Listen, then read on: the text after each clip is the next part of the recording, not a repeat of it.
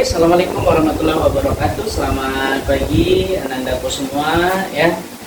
Semoga pagi ini di tanggal 1 Agustus 2026 di bulan baru, tahun yang baru. Kenapa Bapak bilang tahun yang baru? Karena belum udah lewat tahun 2025.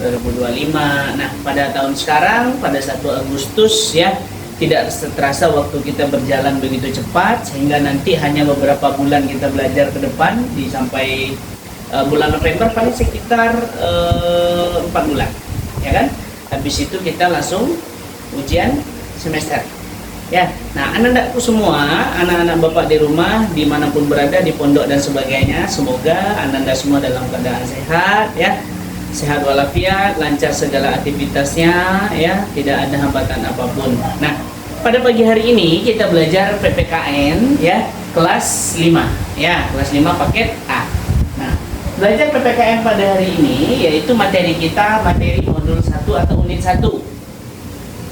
Materi judulnya adalah Pahami dan Cintai Aku. Nah, ketika berbicara tentang pahami dan cintai aku, yang kita bahas di sini ya Maesa, kemudian anak-anak Bapak di rumah, tentang Pancasila. Ya, betul? Coba Maesa, Pancasila yang pertama yang kita kenal adalah ketuhanan yang Maha Esa. Yang kedua, yang ketuhanan yang Maha Esa itu ada lambang bintang. Kemanusiaan yang adil dan beradab ada lambang rantai. Nah, kemudian persatuan Indonesia ada lambang pohon beringin. Kemudian ada lambang kerakyatan yang dipimpin oleh hikmat kebijaksanaan dalam permusyawaratan perwakilan, lambang kepala banteng. Kemudian keadilan sosial bagi seluruh rakyat Indonesia, lambang padi dan kapas. Nah, ini padi dan kapas ya, padi dan kapas. Kemudian nilai-nilai Pancasila yang berasal dari bahasa Sanskerta, yaitu Pancasila terdiri dari atas 2 suku kata, yaitu panca kemudian dan sila. Arti dari panca adalah sila, yang dasar disebut dengan sendi atau undur. Kemudian Pancasila berarti 5 dasar sendi atau 5 unsur Pancasila. Berarti artinya adalah 5 dasar Pancasila dalam negara. Coba nih perhatikan ya, ini kan ada yang pertama, Maesa boleh lihat, anak-anak Bapak di rumah boleh lihat. Nah, yang pertama adalah 1, toleransi antar umat beragama yang dilakukan dengan menghormati teman, saudara, tetangga sekitar yang berbeda dengan kita saat sedang melaksanakan ibadah. Nah, ini ada agama Muslim, ada agama Buddha, ada agama Kristen, ada agama Hindu. Ya, nah ini masing-masing agama toleransi antar umat beragama. Kemudian itu masuk ke dalam, kalau tentang agama berarti masuk dalam ketuhanan yang Maha Esa yang disimbolkan dengan lambang bintang. Yang kedua, tidak memaksakan agama tertentu atau teman, saudara, bahkan tetangga sekitar. Nah, jadi kita sebagai umat beragama tidak boleh memaksakan tetangga kita untuk memeluk agama kita. Kalau seandainya kita beda agama, tidak boleh kita memaksakan ya. Kita harus menghargai mereka yang beragama lain, yang Muslim, yang Kristen, yang Hindu, yang Buddha, yang Konghucu, ya kan? Nah, kita semua saling menghargai. Tidak boleh mentang-mentang kita Islam, tetangga kita banyak yang Islam, tahu-tahu yang sebelahnya Kristen, kita harus suruh mereka masuk Kristen. Tak boleh, masuk Islam tak boleh. Ya, dipaksa kayak gitu, kamu harus ini, kalau nggak pindah tak boleh. Enak ya? Karena kita wajib toleransi. Saling menghormati, berarti kalau toleransi. Yang kedua, saling menghormati kebebasan teman, saudara, tetangga dalam menjalankan ibadah sesuai dengan agama. Oke. Hidup rukun antar umat beragama dengan cara tidak membeda-bedakan dalam bergaul dan teman. Nah, nanti anak-anak Bapak di rumah, Maesa dan kawan-kawan, kalau berteman di rumah, di sekitar tetangga kita tidak boleh memilih. Apapun itu agamanya, apapun sukunya, apapun rasnya, apapun warna kulitnya, bagaimanapun bentuknya, berarti itu adalah teman. Tanpa kita membedakan agama atau warna kulit atau yang disebut dengan rasis. Ya nak ya? Nggak boleh, karena kita hidup di negara ini adalah sebagai umat beragama. Berarti wajib saling toleransi. menghormati, menghargai, adanya rasa segan, ya nak ya. Kemudian mari kita temukan jawaban. Ini tadi, ini kan soalnya tadi kan, manfaat yang kita peroleh dengan hidup rukun antar umat beragama. Coba baca, apa manfaatnya? Ya, baca. Ya, sampai di atas. Oke, manfaat yang diperoleh ketika hidup rukun dan beragama, manfaatnya adalah kita saling hidup bertetangga, bertenggang rasa tanpa adanya perselisihan. Kemudian sebutkan 3 sikap yang dapat dilakukan ketika lingkungan sekitar supaya kerukunan umat hidup rukun antar umat beragama. Nah, nih yang di atas boleh. Ya, jawabannya di atas boleh.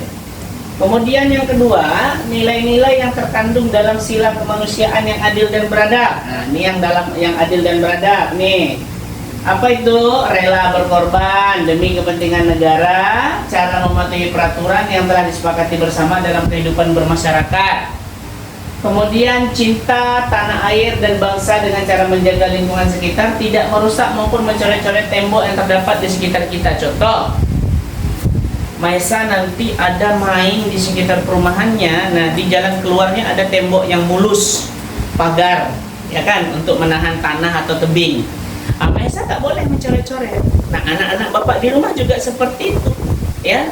Pagar-pagar yang ada di sekitar tempat tinggal kita tidak boleh dicoret-coret. Tapi kalau mau dibikin karya seni, contohnya kayak di jalan Terowongan, tahu kan, Terowongan Batam kan?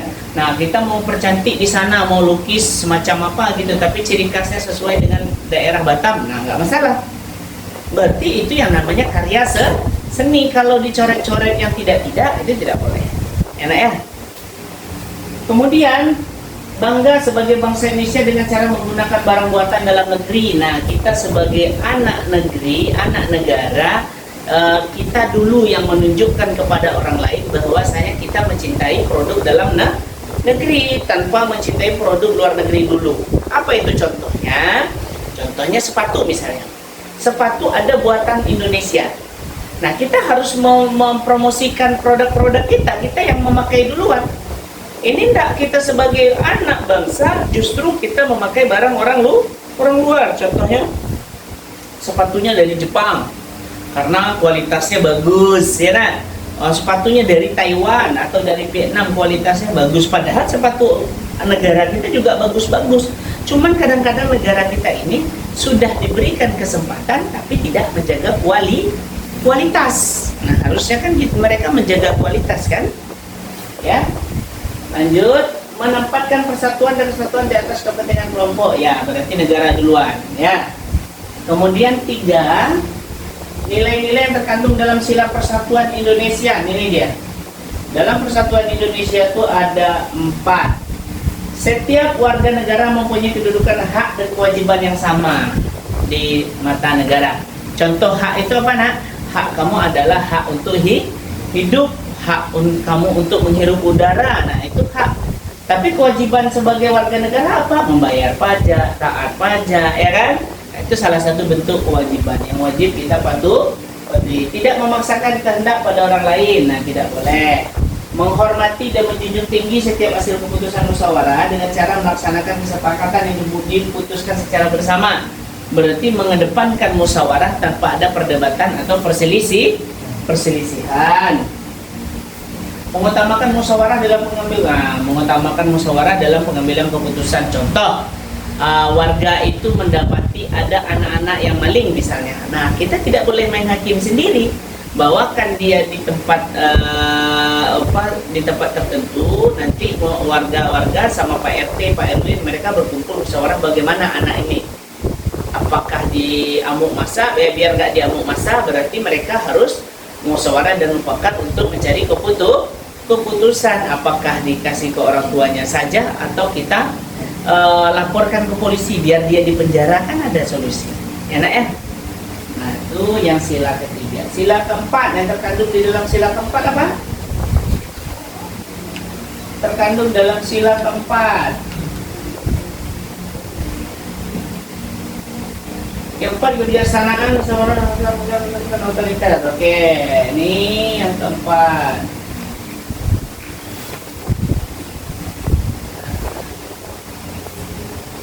yang kelima, nilai-nilai dalam keadilan sosial 1. Nah, tadi ini tugas tadi kan yang Maisa buat kan. Nah, yang 2 ya, yang 2 atau yang 1? Nah, ini penugasan 1. Nah, ini nanti Maisa buatkan di rumah. Yang ini ya, yang ini buatkan di rumah, ada kan? Nah, nanti baca dulu petunjuknya. Maisa harus ngapain? Ini kan skor nih. Misalnya kejujuran dalam mengerjakan tugas, ini poinnya 1 atau 4. Kalau jujur dalam mengerjakan tugas, berarti kalau jujur nilainya 4 kan. Ini kejujuran dalam mengerjakan tugas nilainya 4, kerapian dalam mengerjakan tugas 4 gitu ya.